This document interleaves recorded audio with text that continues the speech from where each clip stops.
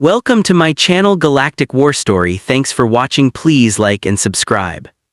The war had already been decided. At least that was what everyone believed. Above the dying world of Kareth, a fleet of silver-black warships hung in perfect formation. They did not move. They did not need to. Their presence alone bent the outcome of history. Below them, the last cities burned. And inside one of those ships, a human stood quietly, holding a cup of tea. Daniel Reyes did not look like someone who could change anything. He stood near a tall viewing window, watching a planet collapse into fire. His reflection stared back at him, plain face, tired eyes, a simple gray jacket, no armor, no weapons. Just a man.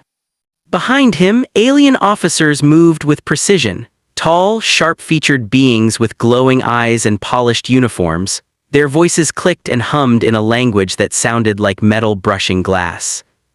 They ignored him. Most of the galaxy did. "Subject remains calm," one officer said, its voice translated into smooth, emotionless English, unusual for a species under observation. Daniel took a slow sip of tea. "It's chamomile," he said softly, "helps with stress." The officer paused. "That was not a question."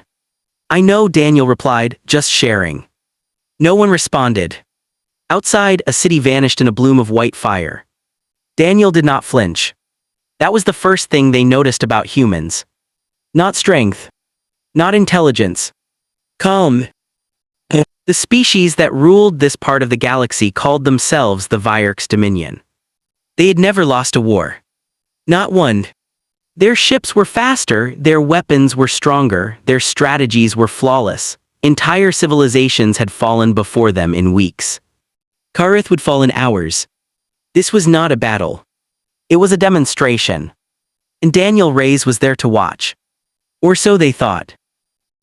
"You were not chosen randomly," said the commander. The voice came from behind him, smooth and controlled. Daniel turned. Commander Threx stood at the center of the chamber, taller than the others, armored in dark plates that seemed to drink the light around them. His eyes glowed a deep blue, steady and cold. "Of course not," Daniel said. "Nothing in war is random." Threx studied him. "You understand more than most of your species." Daniel shrugged. "We learn fast when things try to kill us." A pause. Then Threx stepped closer. "Your planet will be evaluated next," he said. "Earth." Daniel's expression did not change. "That's not surprising." "No fear?" Threx asked. Daniel looked back out at the burning world. "Fear doesn't help much," he said. "Planning does." That answer stayed in the room longer than expected. Earth had only recently joined the wider galaxy. They were new, small, unimpressive. Their ships were functional, not elegant. Their weapons were effective, not overwhelming. Their diplomacy was inconsistent. Most species saw them as harmless. The Vyerk saw them as inevitable. All growing civilizations eventually resisted. And resistance required elimination. So they studied them. They watched their broadcasts, their history, their behavior. And they took one human. Just one. Daniel Reyes. "Tell me," Threx said, "why does your species persist in helping others, even when it weakens you?" Daniel smiled slightly. "That's easy," he said. "We don't think it makes us weaker." Threx tilted his head. "Incorrect. Resources spent on others reduce your own survival probability." "Maybe," Daniel said, "or maybe it builds something stronger." "And what is that?"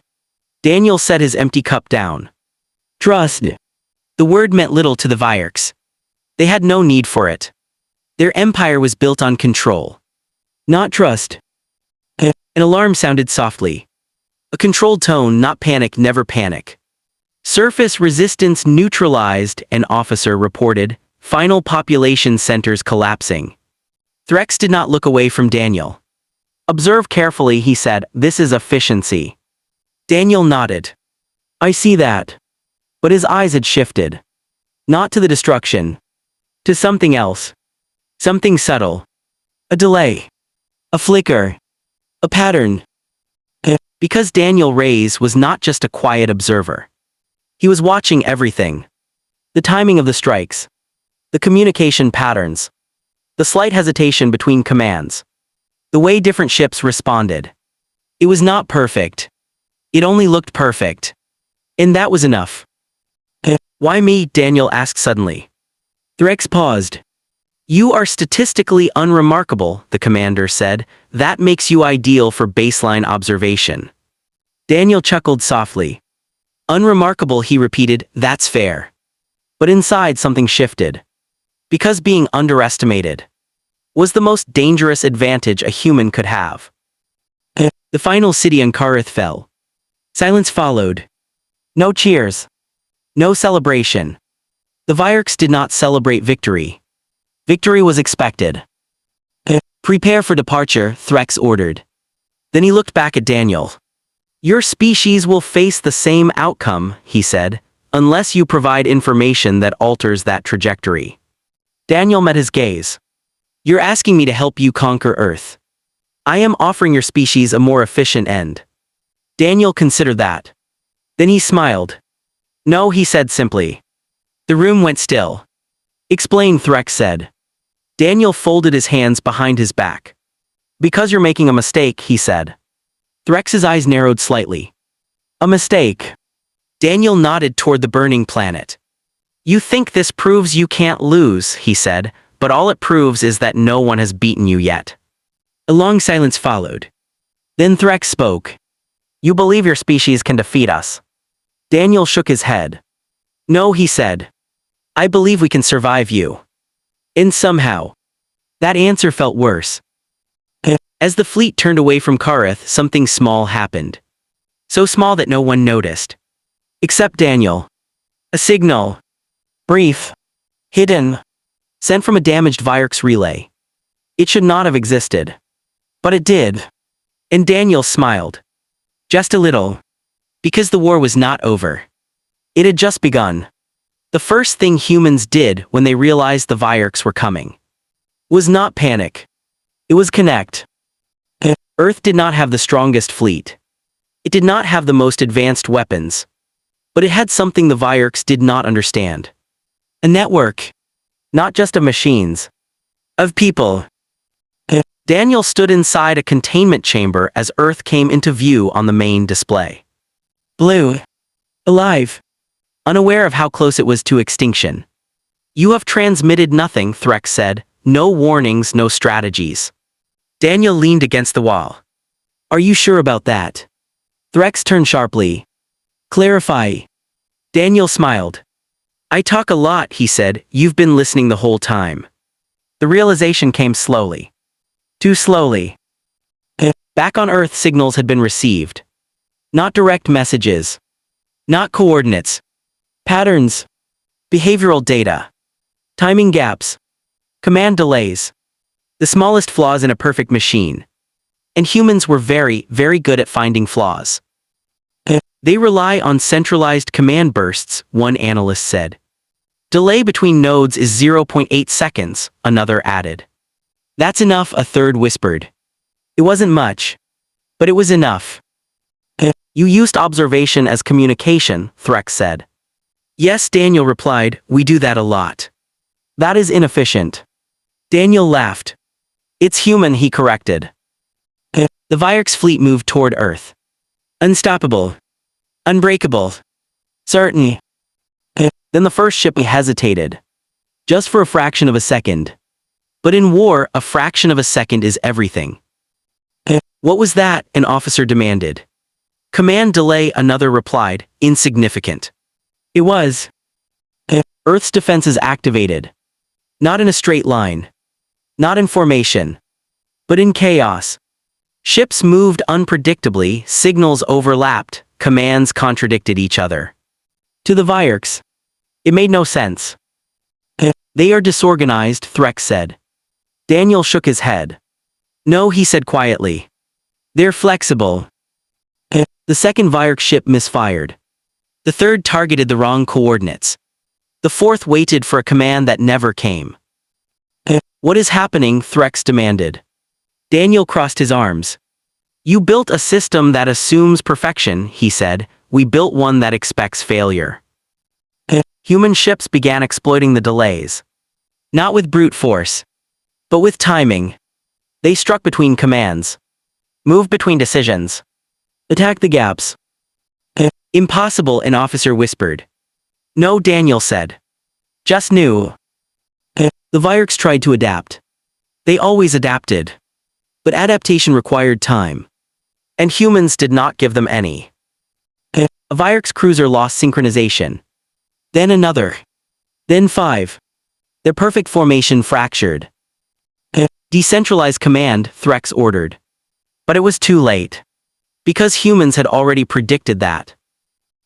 Phase 2, a voice said on Earth. And everything changed. Allied ships emerged from hidden positions.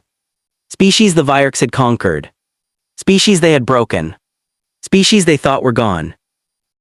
But humans had helped them. Quietly. Over time. Without expecting anything in return. Trust, Daniel said softly. Threx stared at the screen. Realization dawning. You built alliances. Daniel nodded. We made friends. The battlefield shifted. Not into chaos. But into something else. Something alive. Unpredictable. Connected. The Vyarks fleet was still stronger. Still faster. Still deadly. But now, they were not alone at the top. You changed the rules, Threx said. Daniel looked at Earth. No, he said. We just stopped playing yours. And for the first time in their history, the Vyarks' dominion began to lose. The war did not end in a single moment. It stretched. It resisted. It fought back. Because empires do not fall quietly. The Vyarks' dominion adapted. That was what made them terrifying. Even as their formations broke, even as their ships lost synchronization, they recalculated, they restructured, they pushed forward with cold, relentless precision. Human ships were destroyed. Allied fleets shattered beside them. Explosions lit the darkness like dying stars. And still, the Vyarks advanced. Inside the command chamber, Daniel Reyes stood where no human had ever stood before. At the center of an enemy fleet. Not as a prisoner anymore. But not quite as an ally either. Something else. Something undefined. You predicted resistance, Commander Threx said, his voice quieter now but sharper. Daniel nodded. We always do. And yet your forces are losing ships at an unsustainable rate. Daniel glanced at the battlefield. Burning debris drifted across the void. Yes, he said calmly, that's part of the plan. Threx turned toward him fully. Explain. Daniel folded his arms. You think war is about winning every fight, he said, it's not. A pause. It's about choosing which fights matter. The Vyarks' fleet began forming a new structure. Tighter. Heavier. More focused. At its center, energy gathered dense, violent, unstoppable. Their final weapon. A single strike designed to erase everything in its path. Earth included. Your strategy has failed, Threx said, this ends now. Daniel watched the growing light. Yeah, he said softly. It does. On Earth, alarms screamed across every system. Energy spike detected. Impact in 90 seconds.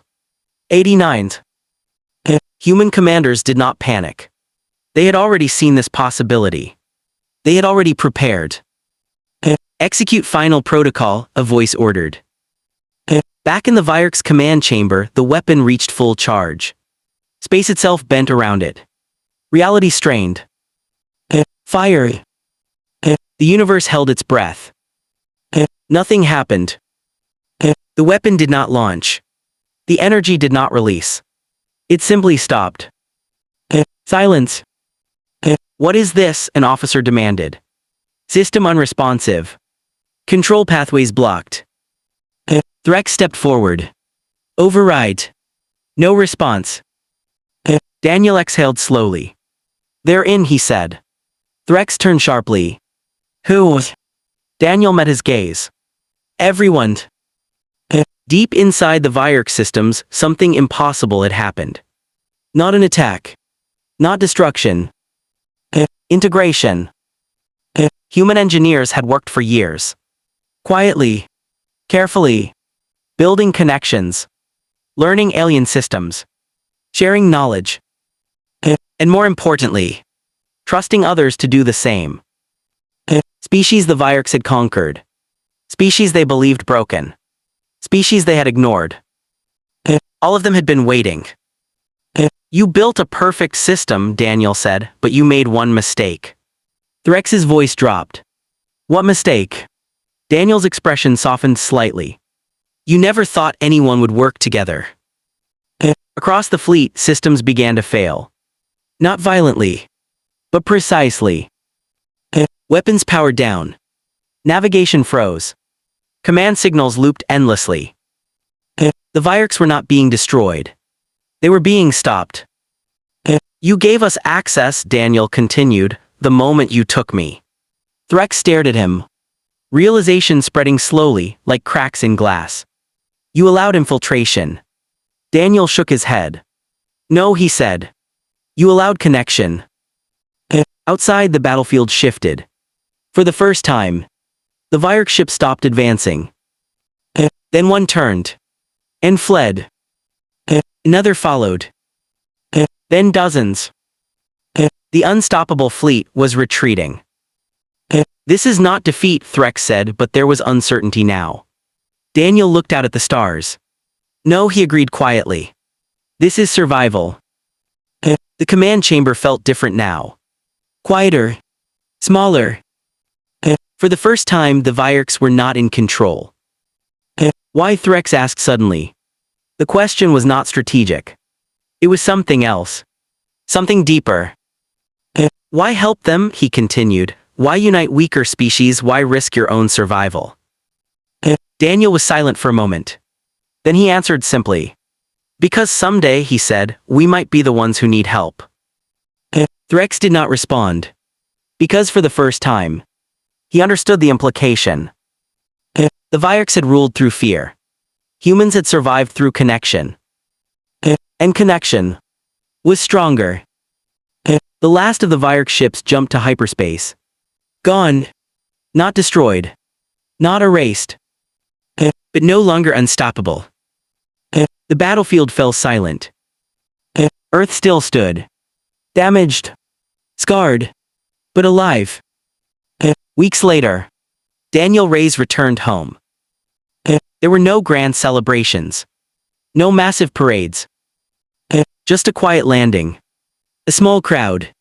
A familiar sky. He stepped onto Earth soil and paused. Breathing in slowly. As if confirming it was real. Someone handed him a cup. Warm. Steady. Chamomile, Daniel asked. The person nodded. Daniel smiled faintly. Good, he said, that's exactly what I need. Far beyond Earth. Across systems once divided by fear. Something had changed. Not power. Not weapons. Expectation. Humans were no longer overlooked. No longer dismissed. Because they had proven something the galaxy would not forget. Strength is not always loud. Power is not always force. And victory does not always belong to the strongest. Sometimes, it belongs to the ones who refuse to stand alone. Daniel looked up at the stars one last time. Not as a spectator. Not as an outsider. But as part of something larger. Yeah, he murmured softly. We'll be ready. The end.